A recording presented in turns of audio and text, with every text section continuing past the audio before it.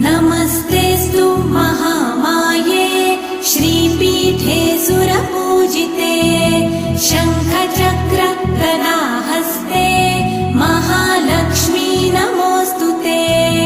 नमस्ते गरुडारूढे कोलासुरभयङ्करी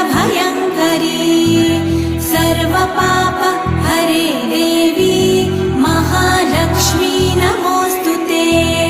महादेव्यै च विद्महे विष्णुपत्न्यै च धीमहि तन्नो लक्ष्मी प्रचोदयात्।